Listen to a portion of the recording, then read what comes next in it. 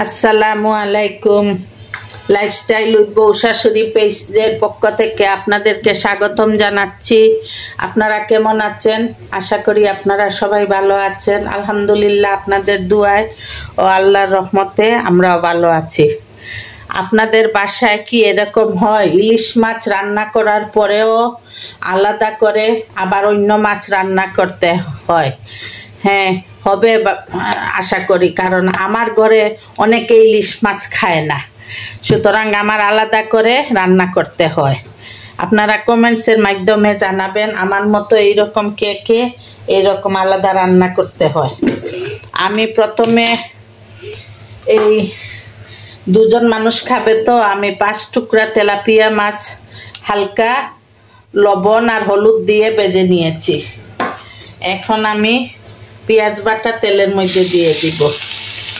একটু গ্রেভি করে করব তো সেজন্য একটু পেঁয়াজ বেশি করে দিয়ে দিলাম। এখন আমি পেঁয়াজের একটু কাঁচা গন্ধ যাওয়ার পরে আমি এর মধ্যে লবণ দিব। একটা আদা পাকা টমেটো, বেশি পাকাও না আবার কাঁচাও না, একটা টমেটো একটু টুকরো করে দিয়ে দিলাম। এখন পরিমাণ মতো লবণ দিব, দিয়ে খুব ভালো করে ভাজতে থাকবো। পেঁয়াজ ভাজা হয়ে গেলে আমি হলুদের গুঁড়া, মরিচের গুঁড়া, ধনিয়ার গুঁড়া দিয়ে দিব। হলুদ, মরিচ, ধনিয়ার গুঁড়া দিয়ে দিয়েছি, আর জিরার গুঁড়া নামানোর আগে দিয়ে দিব। এখন খুব ভালো করে মশলা কষিয়ে নিয়েছি। এখন একটু পানি দিব, পানি দিয়ে আবার একটু কষাবো, কারণ আমার মাছ অলরেডি ভেজে রাখা। মাছ দিয়ে আমি আর বেশিক্ষণ রান্না করব না, আগেই মশলা ভালো করে ভেজে নিতে হবে। যদি আপনারা পেজ থেকে আমাদের এই ভিডিওটি দেখে থাকেন তাহলে লাইক, কমেন্ট ও শেয়ার করবেন, যাতে আপনাদের ফ্যামিলি ও ফ্রেন্ডসরা আমাদের ভিডিওটি দেখতে পারেন এবং ফলো দিয়ে আমাদের পাশে থাকবেন।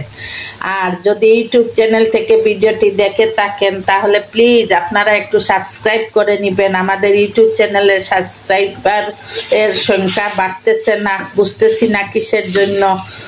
আপনারা প্লিজ একটু ট্রাই করবেন, একবার দিয়ে দেখবেন আমাদেরকে। আশা করি আপনারা নিরাশা হবেন না। আমরা মাঝখানে মাঝে মধ্যে একটু অনিয়মিত হয়ে যাই, একটু অসুস্থ থাকার কারণে। ইনশাল্লাহ এই আমরা কাটিয়ে উঠতে পারবো। আর আপনারা সব সময় লাইফস্টাইল উইথ বউ শাশুড়ির পাশে থাকবেন। আর আমরা আগেই বলেছি আমরা সাধারণ রান্না বান্না নিয়ে আপনাদের সামনে হাজির হব। তাই বলে কি আমাদের বাসায় ভালো রান্না হয় না? হয়, কিন্তু আমরা চেষ্টা করি যে সর্বসাধারণ যারা সব কিছু মানে খেতে পারেন ওই রকম রান্না নিয়ে আমরা আসি আপনাদের সামনে। আশা করি আমাদের এই উদ্যোগটা আপনাদের ভালো লাগবে, যেন সব বাইরের ঘরে এই জিনিসগুলা থাকে, ওইগুলা দিয়েই আমরা রান্না বান্না করি। এই আমি 5 টুকরা বললাম না, দুজন মানুষ ইলিশ মাছ খায় না, এই 5 টুকরো মাছ দিয়ে আমি আজকে রান্না করতেছি। আমার কাছে হাসি লাগতেছে যে এত কম মাছ দিয়ে রান্না করতেছি, কিন্তু কি করব, আমরা তো ইলিশ খাবো, ওরা তো খাবে না। ওরা কি শুধু সবজি খাবে?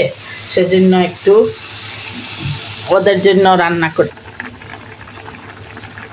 আমি একটা কাঁচামরিচ মাঝখান থেকে ভেঙে দিয়ে দিয়েছি, এই দেখেন। আর ধনিয়া পাতার কুচি করে দিয়েছি, ধনিয়া পাতা কুচি দিয়েছি দেখে, আর জিরার গুঁড়া দেই নাই। লবণ চেক করে নিয়েছি, সব ঠিক আছে। আমার রান্না শেষ। লাইফস্টাইল উইথ বউ শাশুড়ির পাশে থাকবেন, আমাদের জন্য দোয়া করবেন। আল্লাহ হাফেজ। আসসালামু আলাইকুম ওয়া রাহমাতুল্লাহি ওয়া বারাকাতুহু।